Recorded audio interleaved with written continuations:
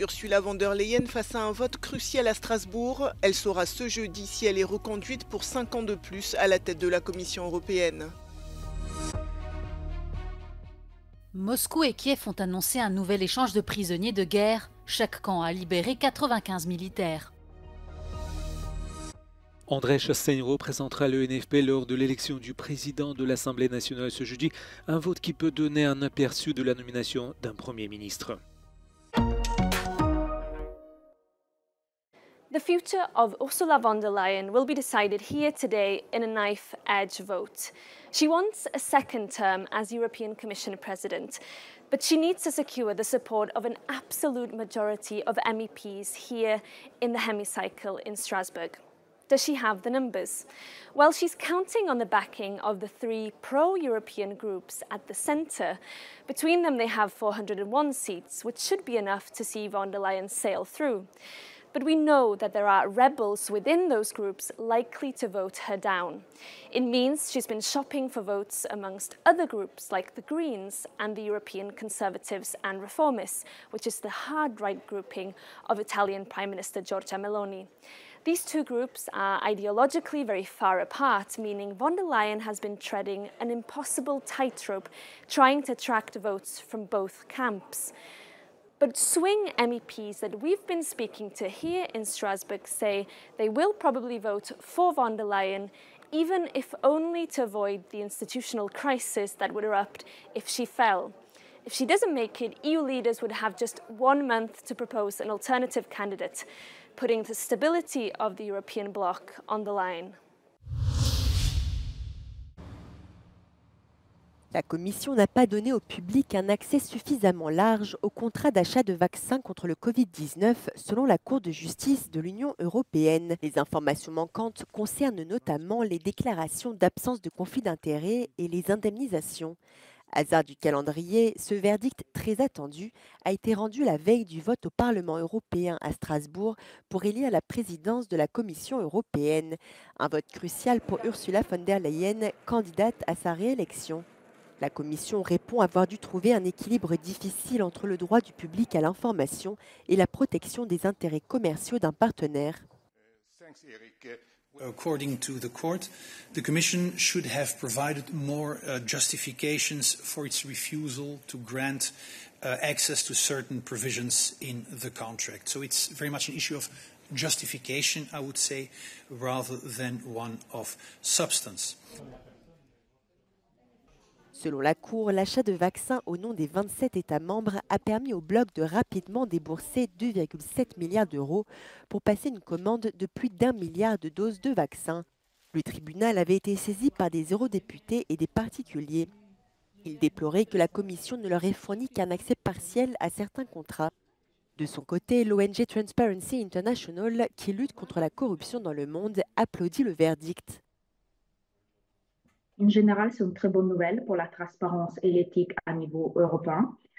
C'est dommage qu'il n'y a pas, qu'on a dû attendre la décision de la Cour et que la Commission n'a pas assuré la transparence et donné accès au préalable. Nous espérons que la décision de la Cour va inciter la Commission à être plus transparent de manière proactive à l'avenir. Une autre affaire sur les échanges de SMS entre Ursula von der Leyen et le PDG de Pfizer au sujet des commandes de vaccins contre le Covid-19 est toujours en cours. Le nouveau Parlement européen a exprimé son plein soutien à l'Ukraine. La première résolution de la première session plénière a doublé les engagements de soutien à Kiev sur les plans politiques, économiques et militaires, aussi longtemps qu'il faudra pour garantir la victoire contre l'invasion russe. Approuvé à une large majorité de 495 députés, le texte condamne la récente visite à Moscou du Premier ministre hongrois Viktor Orban à la tête de la présidence tournante du Conseil de l'Union européenne. Such a behavior of Prime Minister Orban is real, violation of the treaties.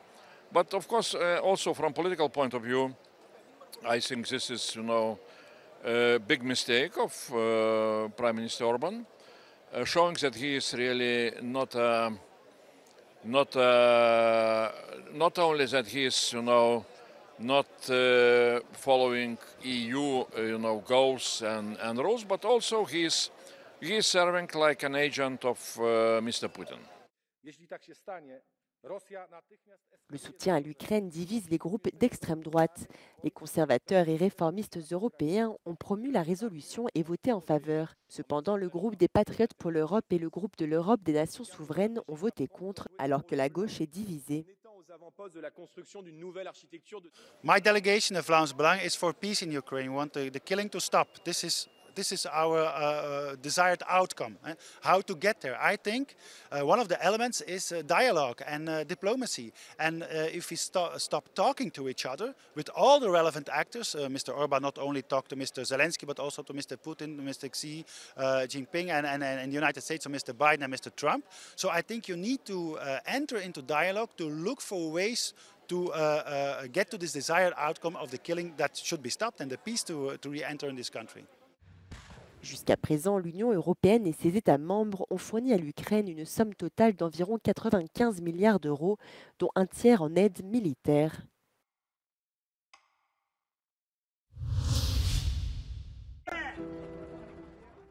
La Russie et l'Ukraine ont annoncé ce mercredi un nouvel échange de prisonniers de guerre, chaque camp libérant 95 militaires, moins d'un mois après un précédent échange. Le président ukrainien s'est félicité de la libération de 95 personnes servant dans l'armée, la garde nationale et les gardes frontières. Certains d'entre eux avaient passé plus de 2 ans en captivité. De son côté, le ministère russe de la Défense a déclaré que les soldats russes libérés seraient transportés par avion à Moscou pour y recevoir des soins médicaux et une réadaptation.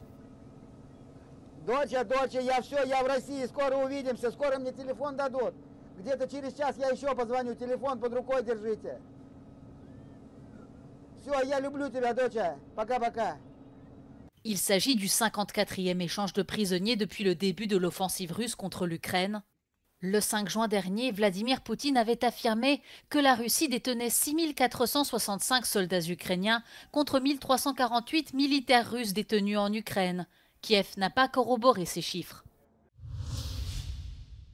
Since no progress has been made in finding a name for France's future prime minister, the left-wing coalition, the NFP, New Popular Front, that won the most seats in France's legislative election, has now focused all of its energies in finding a common candidate for the presidency of the French National Assembly this Wednesday evening. And this left-wing alliance, composed of the hard left party, the France Unbowed, Socialists, the Greens, and the Communist Party, have come together and finally picked a name, and that's the name of André Chassaigne. He is the leader of the Communist Party in the National Assembly, to represent them in Thursday's vote.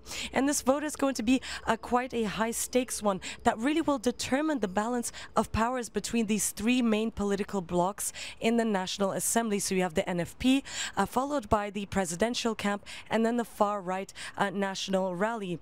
And the president of the National Assembly is considered the 4th most important person in the French government, and he or she will, for example, lead the debates in the chamber. To be elected, a candidate must get an absolute majority of votes from the 577 MPs in the French National Assembly in either the first or second round. If that's not the case, then a third round is organized where a candidate to win must obtain a relative majority of votes. So why is Thursday's vote so important then for France? Well, it might determine who will be the next prime minister. And that's because this election will provide the first elements of what sorts of alliances are currently forming within the National Assembly. And if the left-wing coalition fails to elect one of theirs as president of the National Assembly, well, then this could give an excuse to President Emmanuel Macron not to nominate a left-wing minister. He could claim, for example, that it will not represent the vote of the French MPs in the National Assembly, since logically the French president of the National Assembly as well as the prime minister should come from the same political party. Sofia Katsenkova reporting from Paris for Euronews. Après un moment d'attente, les députés et nouveaux membres du gouvernement britannique sont invités à se rendre dans la Chambre des Lords pour une cérémonie solennelle. Coiffé de la couronne impériale, Charles III se prépare à prononcer le traditionnel discours du roi, dans lequel il énonce les priorités du gouvernement de Keir Starmer, qui a rédigé ce texte. And my government will govern in service to the country. My government's legislative programme will be mission-led and based upon the principles of security, fairness and opportunity for all. Stability will be the cornerstone of my government's economic policy, and every decision will be consistent with its fiscal rules. Ce discours comprenait plus de 35 projets de loi. C'est le premier programme des travaillistes après 14 ans de pouvoir conservateur. Après la cérémonie, le roi Charles a regagné le palais de Buckingham à bord de son carrosse.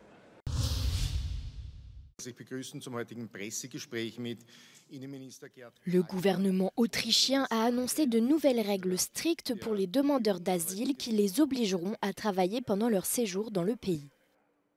Les nouvelles mesures obligent les réfugiés à effectuer des missions caritatives pour l'État fédéral et les collectivités locales ou dans les entreprises employant au moins 5 travailleurs sociaux, dans les services de soins infirmiers ou dans les centres d'accueil pour sans-abri. Le ministre autrichien de l'Intérieur, Gerhard Karner, a annoncé ces nouvelles mesures qui sont entrées en vigueur le mardi 16 juillet. Wer keine gemeinnützige Arbeit leistet, dem wird das Taschengeld entsprechend gekürzt, nämlich von 40 auf 20 € in erster Folge. Das ist eine der klaren Konsequenzen und Teil dieser Verordnung. Ces mesures visent à renforcer l'intégration des réfugiés.